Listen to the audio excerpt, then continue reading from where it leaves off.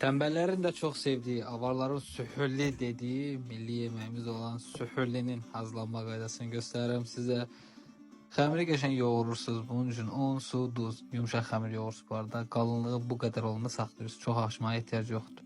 Bu formada zolaq şeklinde kəsirsiniz. Bacaran kadar unlayın. Bol unun içinde üstün ki yapışmaz. Bu formada onu yumruluyorsunuz qəşəng. Çox da yox, xırda doğruyorsunuz. Burada gördüğünüz kimi. Bundan sonra bunu qəşəng belə baş parmağınızla bir dəfə əzib bugüne salırsınız, koyuyorsunuz kenarda bir balaca gözlüyor. Bu quru ət çorbasıdır. İçine quru ət atırsınız, suyu atırsınız, duz qətiyyən vurmursunuz. Rahatça alıb bir balaca tomat atsanız olar, atmasanız da olar.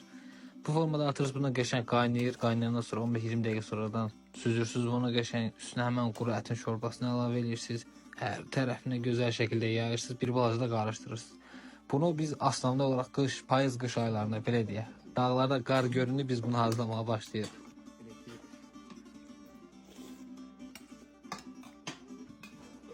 Səslərdən yəqin bəllidir ki, bunu səssiz yemək olmur belə. İştahla bol-boluna yeyirsən, bol sarımsaqla. Nə xəstələnmirsən, nə bir şey. Canın olur daş kimi. Nuş olsun.